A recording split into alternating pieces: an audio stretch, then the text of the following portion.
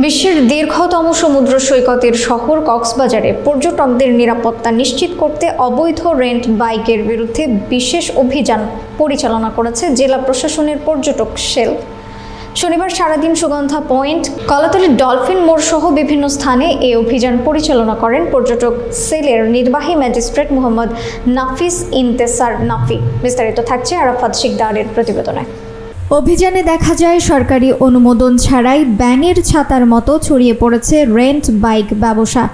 এসব অবৈধ মোটরসাইকেলে পর্যটকরা প্রতিনিয়ত হয়রানি ও দুর্ঘটনার শিকার হচ্ছেন। নির্বাহী ম্যাজিস্ট্রেট জানান, অবৈধ রেন্ট বাইক বন্ধে জেলা প্রশাসক কঠোর অবস্থানে রয়েছেন। মোবাইল কোর্টের মাধ্যমে বেশ কয়েকটি বাইক জব্দ করা হয়েছে এবং সংশ্লিষ্ট ব্যবসায়ীদের কাছ থেকে ৭৯,৫০০ টাকা জরিমানা আদায় করা হয়েছে। তিনি আরও বলেন, পর্যটকদের নিরাপত্তা নিশ্চিত করে কক্সবাজারকে একটি নিরাপদ ও উন্নত পর্যটন অঞ্চল হিসেবে গড়ে তোলার লক্ষ্যে এই অভিযান অব্যাহত থাকবে।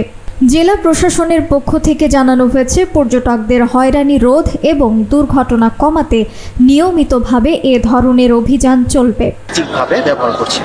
একই সাথে তারা পর্যটকদের কাছ থেকে কোনো ড্রাইভিং লাইসেন্স নেয় না। একই সাথে তারা হেলমেট পর্যন্ত ব্যবহার করার জন্য কোনো ধরনের কোনো পদক্ষেপ নেয় না, যে কারণে বিভিন্ন ধরনের অ্যাক্সিডেন্ট হচ্ছিল। এর জন্য জেলা প্রশাসনের পক্ষ থেকে একটি অভিযান পরিচালিত হয়েছে।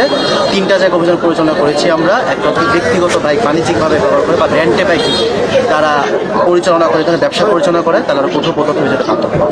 একই সাথে আমরা 4টি বাইক জব্দ করা হয়েছে, যেগুলোর নাম্বার প্লেট ছিল না এবং তাদের মালিক পাওয়া যায়নি।